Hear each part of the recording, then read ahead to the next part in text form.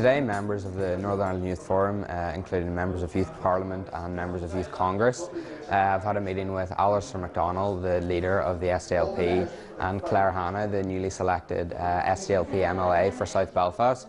We discussed a range of issues, the main one being Votes at 16 and our campaign, which has been ongoing for about 4 years now, to lower the voting age in Northern Ireland elections from 18 to 16. And we also discussed wider issues for young people in society and how politicians can engage with people of our demographic. It's important to have the voting age lowered to 16 because it means that young people can be included in society and have their say in what will affect them in their future. We want to have a say in what we can do in our society and what will affect us and how we will grow up and how, again, our children will grow up then. I was invited here today and I was delighted to be able to accept the invitation to meet these young people and hear the work that they're doing. I'm always nearly prepared to listen rather than to talk too much, and you know, it was enlightening to hear the passion and the commitment that they have to engaging politically, but also asserting themselves, and the Votes at 16 is a key part of that. And as somebody who commenced my own political career as an activist when I was 16, I'm in total sympathy with them, and the SDLP will talk to colleagues. The SDLP is 100% behind them. We believe there should be votes at 16.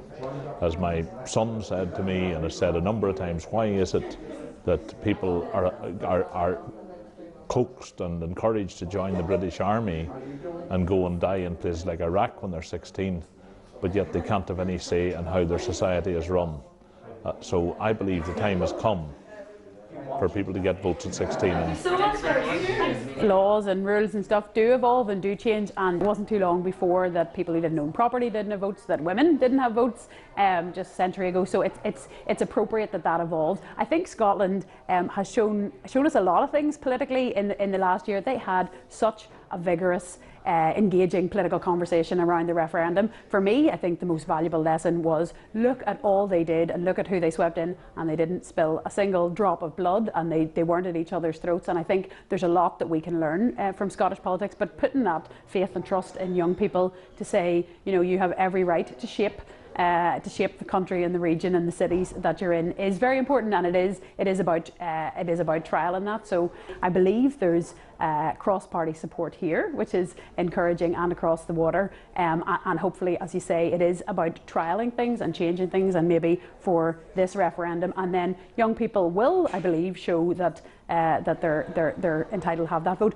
I think it's important to establish patterns. All the evidence shows that people who do cast their first vote, you know, at 18 or 19 or 20, are inclined to keep the habit and continue to be diligent voters. I'm strongly in favour of engaging more people in the political process. The voting age was amended. I would like to see parties really getting active and getting new members. I'd like to see them really properly investing in their youth wings, getting more political parties on the spectrum, because the current executive parties are, let's be honest, a bit bland and quite sectarian, apart from the Alliance, of course. You know, definitely parties need to be involved. It needs to be everyone getting together. Votes at 16, it can't be a token, and it'd be irresponsible not to actually tell people how you should, or what's the best way, what would be best for you. We have to tell people. It'd be pointless. You give people the vote, they might not go out and vote, but you have to tell them the benefits of going out and voting, how your life will get better, you know, and it has to come in.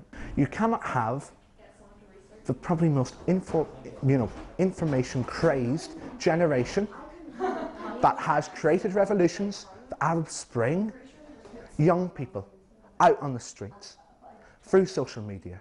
That just shows young people have so much power. Let's give it to them. Let's actually say, well, you know what? You have shown that you are terribly politically aware. Social media is a force for good. You won't be influenced by pointless propaganda. You'll make a critical and proper decision when you go out and vote. Every generation has the right to write its own script politically, and I believe that the more we can reach out to 16 and 17-year-olds, the more they will influence their future, and the more they will take responsibility for their own future politically. It's not about one particular issue or campaign. Lots of young people have different things which matter to them, but really it's about making our politicians take into account young people when they make all their decisions, because all decisions they make will affect young people in health, in education, in universities, in taxation. All of those things do include young people, and we are a part of the society, and we believe we have the right to influence it and make a change.